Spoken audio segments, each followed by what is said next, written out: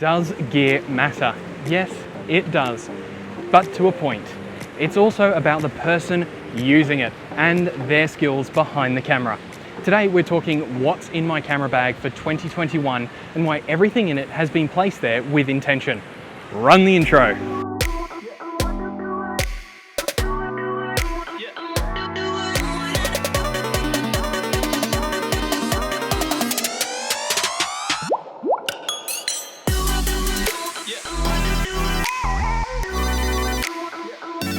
Just before we jump into the body of this video, I want to introduce our location, which is Byron Bay in the Northern Rivers region of New South Wales, Australia. This is a town with a true surf culture that offers a laid-back and relaxed vibe.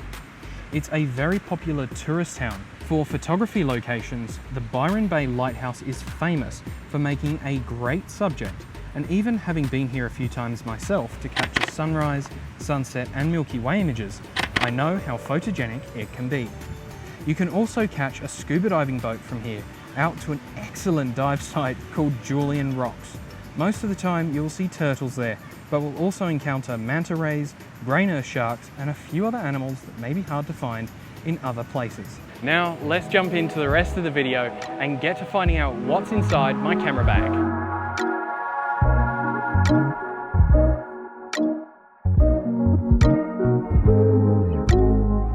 Going to start this off with what I carry all my gear in, the bag. Now, I do want to say 99% of the things I have in this bag I've purchased myself. They're all things I use and have been included in this kit with a certain intention behind it. I'm a big fan of minimalism and follow it somewhat in my life, and what's in this bag is no different. The bag itself is a Think Tank Backstory backpack, which my local camera store told me about when it was first released in late 2020, and it suits my needs perfectly. There's enough capacity in here to take 2 cameras, 3 lenses, filters, audio, and accessories, plus a laptop and a tablet. Mind you, with all of that in here, it's a tight fit, but to be able to fit everything into one bag is impressive. Another advantage to this bag is the ability to open and access the gear from the back, which helps keep it secure and keep dirt off the back when you're actually trying to put this on the ground or get access to the gear inside. The build quality is also really nice with a thick, strong material, solid zips, and enough little compartments to fit everything that I really need, or the little accessories, mainly in the front of the bag. The last little thing I have on here is the Peak Design Capture Clip V3. This is an awesome little attachment for walking around with and keeping the camera on you, but keeping your hands free. I did do a review on this, which I'll put on the card up here. Next up are the cameras. Now, I use 2 Canon R5s and have done since they were first released 6 months ago. Make sure you subscribe to the channel as my 6-month review is in the works. They are excellent cameras, and it is my personal opinion they are the best hybrid cameras out there on the market at the moment for photo and video shooters. Since release, there were a few issues, overheating being the main one. However, since there have been a couple of firmware updates, this has not been an issue, not for at least the things I film anyway. Usually that's short pieces to camera, mostly B-roll footage, not very long interview pieces. The quality of the photo and video that come out of the cameras though is excellent, especially in 8K RAW and 4K HQ mode, which is what you're watching the main A roll of this video being filmed in. Touching on the still image quality, it's brilliant as well. Partner these with really fast autofocus that hits the mark 99% of the time, IAF and 12 frames per second mechanical shutter, the camera performs so well for fast-paced work or in a studio environment. Now, everything I do mention in this video as well is linked in the description below. They are affiliate links, and if you choose to purchase through them, you are helping to support and grow the channel.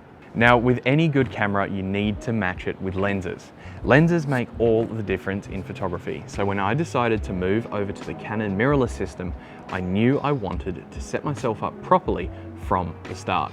To do this, I went with the Holy Trinity, being the RF 15-35, 24-70, and 70-200 2.8 lenses.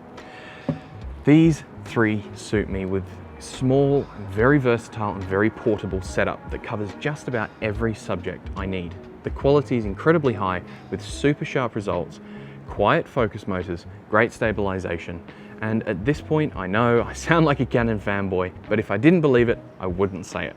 Now, the other lens that is a recent addition is the Nissi 15mm f4 with the metal lens hood. Nissi Australia have sent me this lens, and there will be a review coming in the near future. It has been really enjoyable to use so far, with good optics and a nice slowdown when using a manual lens.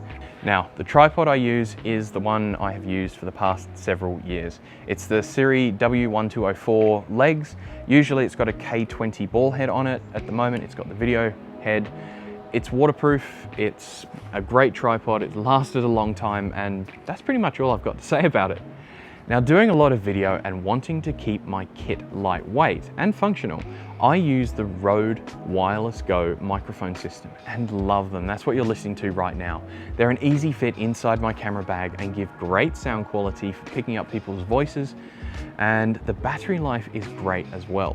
For such a small item, they're really simple and functional to use. Now for the drone, and this is it, the DJI Mavic 2 Pro. Yes, at this point, it is a couple of years old, but it is a fantastic drone and you're not going to go wrong with it. It's strong, good camera quality, excellent results in both photo and video. The rise of drones has been pretty prolific in the past few years, and in my opinion, pretty much every photographer and filmmaker needs to be looking at getting one, unless of course it's completely unnecessary for you, like if you're in a studio. They're such handy tools, and it's like having a mini helicopter in your backpack. The laptop I have now is the 2020 16GB RAM M1 chip MacBook Pro.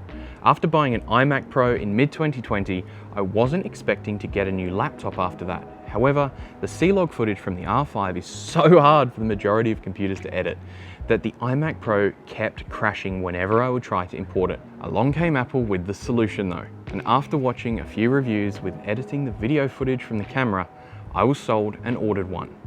Now that I am using it, I don't think I could go back to editing the video footage from the R5 on anything else.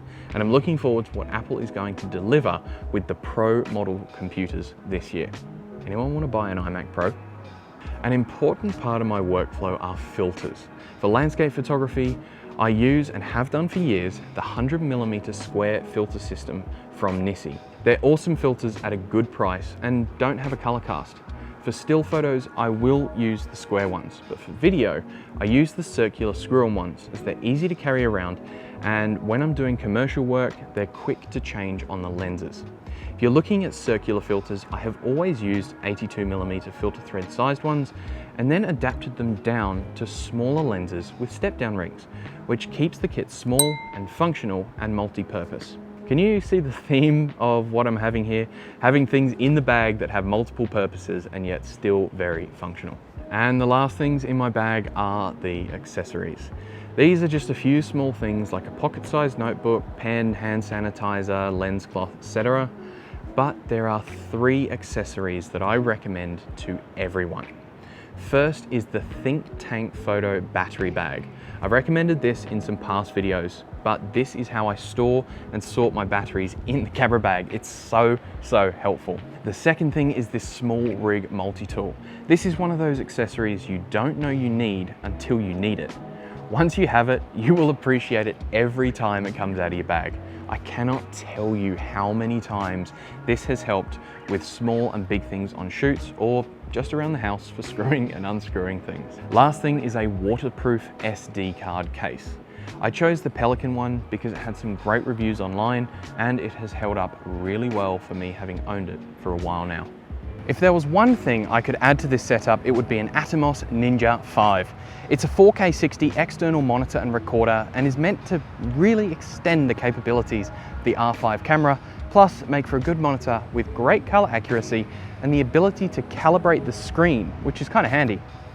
And that's it. Remember, if there's anything you liked in this video, there are links in the description down below. If you enjoyed the video, hit the like button and subscribe for more videos to come. And while you're here, why don't you check out this video that you might like.